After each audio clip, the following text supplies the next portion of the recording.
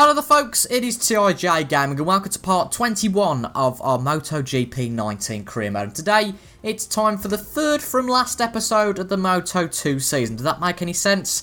If it doesn't, I think you'll probably still get what I mean. We've got the 14th and 15th Grand Prix of the season in this episode. On Thursday's episode, we'll have the 16th and 17th, which is the penultimate episode, which probably makes more sense than the third from last, but I don't know a technical term for the third from last. But anyway, and then the finale of the Moto2 season to decide who's going to win the championship will be on Saturday. Now, we are going to Aragon and to Thailand today, two Grand Prix that I like very much, so glad to see that we are going to do them. Now, the last two Grand Prix were mixed, much like they have been the whole season, really. We did fall off the bike in Rimini, but it's the Mazzano track. It's actually pretty near Rimini, but I'm going on a bit now. But anyway, we fell off at the Mazzano track. As you can see, our pace was actually better than the leader, but a lot of people got into the 39s. It's pretty weird that you've got the top seven that actually haven't really got brilliant pace, and below that the pace was probably better than the leader. But that was a bad Grand Prix. But we gained a lot of points on our title rival, Jorge Navarro, in this Grand Prix at Silverstone. We unfortunately didn't get home win. It was really close to Marcel Schrotter. I recommend you go and watch that if you haven't seen that already. Because Navarro fell off the bike and didn't score any points. But as you might have noticed in those two races, Lorenzo Baldassarri gained a lot of points. And I think Navarro was 28 points ahead at the start of the British Grand Prix weekend. Now, we're only 12 points behind him, but Baldassarri's now entered this championship fight and made it a three-way fight with 6 rounds to go. So very exciting and plenty to play for. We've got 2 races today, the, where is it now? The Aragon Grand Prix and then Thailand. So it's going to be 2 big Grand Prix. And if Navarro has a poor day, that lead of the championship is definitely going to change. And it's Baldassarri the momentum at the moment. But let's see if we can halt both Baldassarri and Navarro's momentum and beat them and get to the top of that championship for the first time since Qatar, I think. I did say I liked this track, and I do. It's a nice flowing track, but as you can see, we're not in the top 9. And I have took a bit of a risk here. I did 3 laps, one on the soft, and the soft one was fairly quick. And it put us in 10th place, so 156.7. Now, there's a chance we might have to do this through Q1. Bear in mind, I think it's the top 14 that go through automatically to Q2. But what looks good is that the riders behind us are half a second off. So I hope that they're not just half a second off in this session. But let's find out if we are into Q2 and we've got away with it. So, it looks like they've done all their personal best this session. And yes, we're in 10th place, so we got away with it. As you can see, even the guys who were quite a way off have improved in this session. So maybe warmer track temperatures, all that sort of stuff. But Sam Lowe's in Q2, that's nice to see. I don't think there's any notable absentees from the next session in Q2. Pretty much all of the guys are fighting for the championship for. Tom Luthi top of the pile, Schrotter 3rd, that's interesting, Navarro 5th, and Baldassarri in 4th. So we need to really get up to that 1st or 2nd row if we want to be fighting for the win here this weekend. Christ almighty, that's a bit of a handy lap. Was it a 56 dead that Tom Luthi did in that last session? Or was the fastest lap of the weekend? Well, we've just pulled a 154.9. It's crazy, really. I don't know what's happened. We did ask for a bit of advice from the engineer because the bike was wobbling out of the corners, so they've done a bit to change that on the bike. But I've come out in qualifying and it just feels a completely different beast. It's cornering a lot better. The steering input seems to be a lot quicker and it just feels a lot better, the bike. So whether that's made a huge difference, I really don't know, but it depends what the pace is of everybody else, because I'm well aware that not everybody's set a lap time yet. But this is weird to get used to, because I've had to obviously enter corners at slower speeds, but all of a sudden now the steering is so quick to react and so nippy that we're actually struggling at corners, because the previous kind of areas indicators to turn in are completely out of the water now and have gone out of the window, so it's something to get used to, but a very, very, very, very, very solid bank lap to start with that 54.9. But we'll see what everybody... Well, I can't speak today. We'll see what everybody else can do and see if that's good enough for a front row start.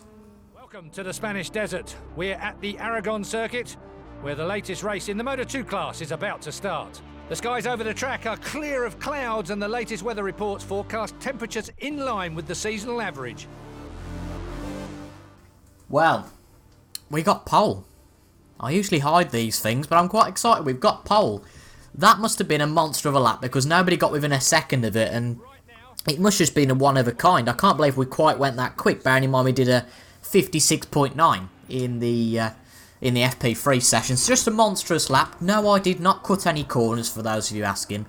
But it was a pretty amazing lap. We've got one of our title rivals on the first row. We've got Baldassarri starting next to us. Didn't notice where Navarro starts, and I can't remember what number his bike is, but I'm sure when we get on the grid, we might be able to look back to see what number his bike is. But we've got pole position. The only thing that suggests our pace is any good round here is that one lap. Now, I think it's a 6-lap race, so we need to keep that pace up for 6 laps. It's really now, this championship is all about the 6 rounds left. Beat Baldassarri and beat Navarro in each race. Not necessarily win the race, but beat both of those. But I suppose that does usually mean if you're going to beat both of those to get a very good position. So let's see how we get on in this race. I can't see where Navarro is just yet. 6th place it looks like. Oh, is that DG? It could be DG Antonio in 6th actually. I don't know. Let's not concern ourselves with Navarro. He's definitely in 6th or 7th. But anyway, let's focus on the start. We've got the clutch on. The lights are out, and away we go for this start. Not the best getaway as usual, but we certainly haven't been mugged. Baldassarri and Schrotter get through, and that is a speed-up bike. Oh, we probably broke a little bit too late into there, but it's not served us too badly. Now, that's DG Antonio, so I thought it was. It was DG Antonio who qualified quite nicely, but we have lost 3 positions on the start. We're going to gain that one back on our teammate straight away. A really nice move. Just got more pace around that corner, and Joe Roberts has crashed, so that's a first corner incident for him, but we seem to have very different lines, like we do around a lot of these tracks, than the AI. So we're going to have different areas where we're quick and different areas where we're slow on the circuit. But Baldassarri starting to pull away a little bit. We're going to try it up the inside of Marcel Schrotter here. And Jesus Christ, there is DG Antonio's gone way back up the inside. He's trying to get both of us actually now, myself and Marcel Schrotter. I think we'll leave these two too. But actually we broke very late into there. Bit of a shock. And Alex Marquez, as seems to be traditional now, has had a crash. Unbelievable. His season going from bad to worse. Marquez was quite high up the grid as well. But DG Antonio and Schrotter just behind us, so we managed to get past that. Probably with the help of our teammate. DG Antonio did manage to put Marcel Schrotter off. Now, I did say our objective is to beat Navarro and Baldassarri. Now, we've ticked the one off. Oh, that was a twinge. That was a twinge. We had to come off the accelerator just to make sure it didn't end up in us being on our backside. But we're beating Navarro, not beating Baldassarri just yet. But I'm not going to push massively to try and beat Baldassarri today. I'm just going to make sure we stay on the bike. Because you've had a few twinges already on this bike. Doesn't look like Navarro's anywhere near. So it could well be a new top 2 in the championship. But I think it's now time to focus on trying to hunt down Lorenzo Baldassarri. We're fairly nippy in that first sector. I mean, look at how much we've gained just in that one sector. And I feel like it might be time to go for an overtake while we're quick. So, let's have a look. We've got great speed out of there. Good acceleration. He's going to hold the inside line, I would guess. Give him enough room. But Schrotter's quite a bit behind. Already 2 seconds back. So, it looks like it's a 2-horse battle for the lead, which is nice. And Navarro is nowhere near. I think he's in 7th or 8th. So, the battle is just between us two for the race win. And we've kept it pretty close there. Great acceleration out. And we've took first. Question is he going to come back for it at this corner? Just try and keep it nice and balanced. Leave a bit of room, but not too much. He's sniffing right behind us. Oh, again, we're having that twinge out of that corner. Our entry wasn't great there, just because we had that twinge. And it seems the AI carry a lot more speed going into that turn. And Baldassarri does take the lead back, but it's clear that we have got some pace to try and tackle the Flexbox rider. Oh, come on. Oh, get out the corner. I don't actually know what bike he's on. I think, obviously, the Flexbox is the sponsor. And with us battling, Schrotter has caught up a little bit. But what we've got that Lorenzo hasn't got is the power of slipstream. But it's not really doing too much. Into this final corner we go. The end of the second lap. 3 laps to go after this. We're very much nearly at half race distance. Just power it round the corner. Try and tap on the accelerator. Get any speed you can through there. You can't floor it through there. And a good exit from us. Can we get him into the first corner? Potentially. We're going to get the fastest lap. A second quicker than Baldassarri on that attempt.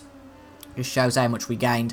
Just in that first sector, we tapped the back tyre of Baldassarri, effectively used him as a brake there, and we're up the inside coming into this corner. He's given us enough space, but ultimately we don't really give him space there. We've tapped into him a few times, but we have took first position back. I feel like it's going to be a bit of a ding-dong battle here between myself and Lorenzo Baldassarri, and if, what's his name? I can't remember what his name is now. If Navarro stays where he is, then whoever wins this battle is going to take the lead of the championship.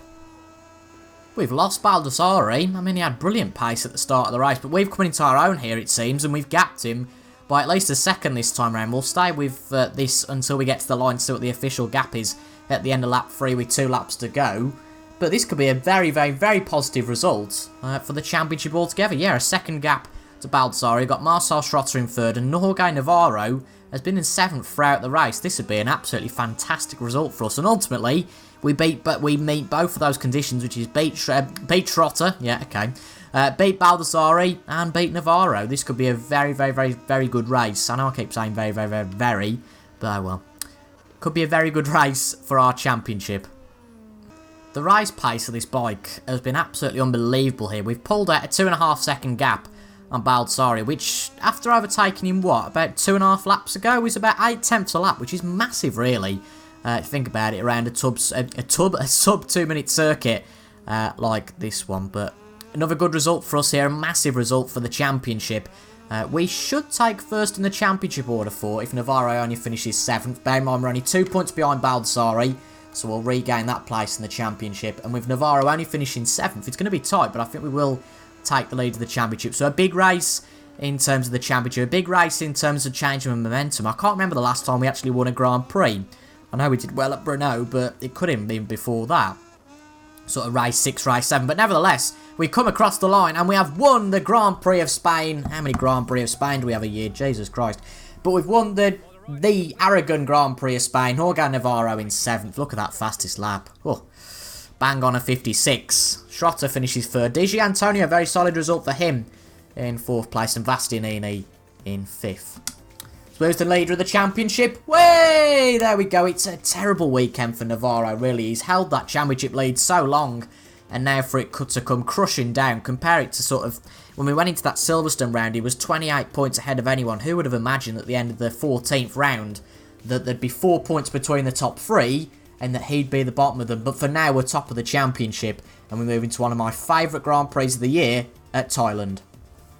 Bit of trivia for you. I've never actually done a dry lap around this track. This time last year when we came for the Moto3, it was practically a complete, well, it was trodden, it was horrible. It was a monsoon basically for the whole weekend. So as I've said, I've never done a dry lap around here, so that could mess things up quite a bit. But I love this circuit. It's a brilliant little circuit. As I said, hinted at the last race. I just love it, and might have been tainted by the fact we did particularly well here in Moto3 last year. But I think it's great, and in the dry it'll probably run even better, so a little bit to learn, but I'm more than happy to go and learn it.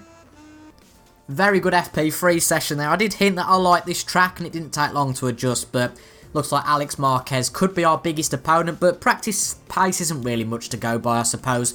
But one thing that is interesting is that we've got Jorge Navarro down in 15th. Now, of course, the top 14 on combined pace get through to the next session. Now, he's not in the top 9. This could be a huge downfall for Navarro if he's not in the next session. 10th, 11th, 12th. He's only got 2 spots to fill.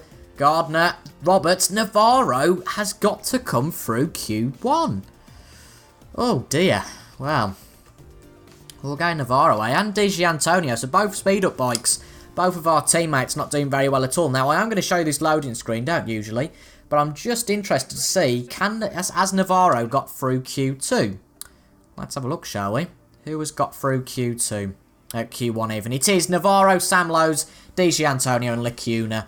Lecuna was actually leading the race yesterday, I noticed, in the German Grand Prix for a while before. I think, was it? No, it was Alex Marquez who won that. He didn't actually fall off. But Navarro does get through, but clearly hasn't got much pace here.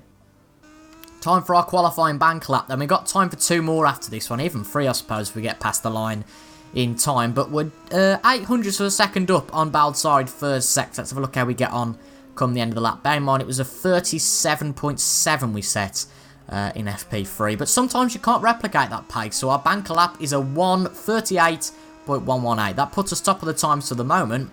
Can we improve on that in our second attempt? Lap 2 then. This could be a good one. We could be going sub 38 here like we did in that FP3 session. We are a 10th and a half up on our time. So let's have a look how we get on. Our sector 4 time is usually quite nippy. So let's have a look how we get on at the last corner. It's all about acceleration, which this bike is very good at. And there we go. What a lap that is. A 37.6. Even better than our attempt in FP3. And with a minute or so to go, I don't think anybody is going to beat that time. So it might be a second successive pole for us. And all of a sudden, we are starting to become the fastest rider in Moto2, but don't count your chickens on that assumption just yet. Hello Hello everyone from the Chang International Circuit, where the tie round of the Moto2 Championship is about to start. Despite the clouds that are building up overhead, track conditions are good and the forecasts say that the risk of rain is pretty low. Jolly good. I don't think there'll be any changeable conditions, so we're safe. It's a dry race. And we did take pole. No Jorge Navarro on the first drive. He seems to have lost it. He's really lost it in this title battle. Only qualified in 9th place. However, on that Flexbox HP40 bike, Baldassarri is pretty rampant. He starts second. Marquez starts third. I'll be surprised if he ends there, though, given his record in the last few races. We've got Marcel Schrotter, I think, starting in 4th, is it? Yeah, Marcel Schrotter. Your usual names really there, but Jorge Navarro with a 38.8 only in 9th place. And our other teammate, Di Gianantonio, isn't really going to improve on that 4th place from the last Grand Prix, starting in 14th place. But a very good start here could mean we win this. Now, where did we finish here last year? It was 4th in the wet, and that was a pretty good result. I'd probably take 4th this weekend, as long as Baldassarri didn't finish above us, because it is a 3-horse race. It looks like Jorge Navarro, particularly the last 2 weekends, just hasn't had the pace. So really, I suppose the objective remains the same, to beat Navarro and Baldassarri, but ultimately it's the guy who starts beside us on the grid that we need to look at a little bit more now. But anyway, ready for the off. Second successive pole. To be honest, to start like we had in Aragon would be pretty much ideal. It wasn't a bad start at all. Let's have a look how we get on. Lights are on. And they are out, and away we go. That's a pretty decent getaway. I'm happy with that. Baldassarri takes the lead. But that's it for the moment. They're all going to come charging through at the first corner. Oh, that's somebody coming through at the first corner. I don't recognise the bike. It's Lecciona, or Lucciona, I don't know how to pronounce his name, who come through to take the lead from 6th place at that first corner. But because of how late he broke, he did hit the side of Lorenzo Baldassarri, which possibly compromised his entry. But Baldassarri's trying to regain the lead, which he did take for so few amount of time. I mean, look at this bloody bike. Lecciona's just trying for it, and now Baldassarri's given back as good as he's got, practically pushing Eco wide there. Poor bloke. Marquez, not a good start for him. Tom Luthi in 4th place. Navarro gains 1 place up to 8th. But let's see if we can get past this one bike. I don't want to really be behind both of them, because Lecciona, is it Lecciona? I'm not sure. But anyway, up the inside of him. Come on, come on. I mean, Marquez had a tragic start, down to 11th place. That's awful. But he probably hasn't got the pace that we have, but he's been pretty aggressive. Navarro down to 10th. As you can see, there's a huge disparity between the two of us who are in 1st and 2nd, and Navarro all the way down in 10th. But glad we've cleared that bike. You can see already that we are gaining on Baldassarri and losing pace. Sorry, that Lecciona is losing pace. But we did take pole by about half a second, so let's try and embrace that and catch up to Baldassarri, who's now 7/10ths away. But Baldassarri's race pace may well be pretty good. Bezzecchi having a crash there. I wonder if Marquez is involved. I wouldn't be surprised. We've gapped the rest of the field, no doubt about that. Myself and Baldassarri, just the fastest riders by far here. But to be fair to Baldassarri, even though we've got a half a second differential in that qualifying session, he's keeping to his promise really of leading this Grand Prix. I mean, he's only 3/10ths above us, but that gap is a little bit not thwarted, but warped, because it was in a braking zone, so we are bound to get a little bit close. But as you can see, I'd say the real gap, probably on a straight, is about 7/10ths per second, and we're not really gaining on him that much, to be honest. We're pushing to gain on him, and ideally we'd like to beat him and win this Grand Prix. It'd be fantastic, 2 wins out of 2. But equally, what we really don't want to do is fall off the bike, but we are keeping it nice and stable. We haven't had any wobbles yet, but I suppose there's plenty of time for that. But half race distance, and we are, as you can see, just behind the Italian. Is it? I'm sure he's an Italian. Got to be with that sort of name, Baldassarri. We're just half a second, I'd say, now behind the Italian.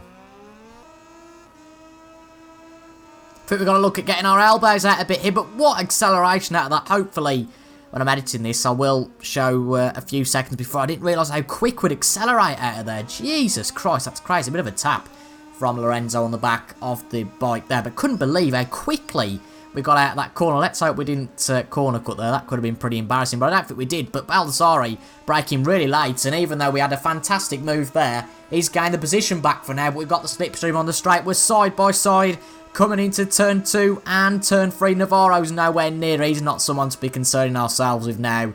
And because of our early braking style, we could have got our elbows out a little bit there, but it's not worth the risk. As you can see, even braking that early, we struggled to keep it on the racing line. But Baldassarri keeps the position proves that it wasn't just be one lunge that meant that Lorenzo Baldassarri was put off, but he leads the race again, and with just over a lap to go, this could be a fascinating end. I think I'm going to have to follow this battle to the end. There's got to be some sort of change. We're so close to the back of him, not really there, but we do take a different line through there where we gain a bit more time on him. But it was here that we gained a huge amount on Lorenzo Baldassarri last time out. Not so much, well, we have again. We've gained, look at that, and we're past him. Well, that's unbelievable. Maybe be a little bit more aggressive into this last corner. Perhaps he did try to get his way through that last corner last time out. Push ourselves out of the corner. We've got a little bit of a gap to him now. Ooh, final lap. Could Lorenzo Baldassarri be done? I doubt it. He brakes ridiculously late for this corner. Can't wait to see him go up the inside. We're giving him the room, to be fair. And wow. Couldn't believe he'd come from that far back. But because he brakes so late, that really compromises him on the straight. But not too much, to be fair to him. But we've got to get our elbows out if we want to win this Grand Prix at this corner. Brake. Have to use him as a brake, I think, on this inside line. Oh, he's giving us just about enough room. But Lorenzo Baldassarri, just through our lack of confidence on the brakes, takes the lead back in this Grand Prix. But a better acceleration from us. We're side by side from again. As you can see, there's just a tyre between us. Got to go on the inside of this corner. Can we take the lead of this Grand Prix? Come on. Oh, we tapped him, but we had to there. Or else we just wouldn't have been able to get into the corner. But we take the lead back for now. Lorenzo Baldassarri bound to make a dive up the inside at some point, just like a lot of motorbike riders do. But this is fascinating to watch and to ride, and it's a little bit tricky to commentate at the same time. But this is a good sector, good section of the track for us. Looks like Lorenzo Baldassarri might well have lost this battle. Let's keep it focused, though, into the last few sectors. We are very good, as I said, around this tight and twisty section, and I think we could well have won this Grand Prix, but not going to say anything until we get to the line. We've pulled out nearly a second worth of gap. You've seen on the previous 2 laps, we're very quick here compared to our Italian counterpart. And coming to the last corner, he can make a dive for it, but goodness me, it'd have to be from quite a while back. Nice and composed and cautious into the last corner, and for the second race in a row, we take the win in Moto 2. I said I liked these 2 tracks. 2 wins from 2, and we could well be on the road now to winning our first title, and that being in Moto 2. Fantastic stuff. 1.2 seconds was the gap in the end. That really does not show how much we had to battle for that. Now, unbelievably, Alex Marquez started in 3rd. He finished down in 16th. His pace just obviously wasn't there. Navarro was in 12th, so it's definitely a 2-horse race now between myself and Baldassarri. 4 races ago, Navarro had a 28-point lead. We now have a 25-point lead on Navarro. Wow, this could be a very interesting end to the season, but I'd say it's between myself and Lorenzo Baldassarri now. We've got 4 races to go. 8 points is a minuscule gap. 2 wins for Baldassarri with us finishing in 2nd, and that gap goes very, very quickly. But we have got the advantage. That means we've got the pressure on us, but equally we've got the momentum. I'm not a big fan of the next 2 races.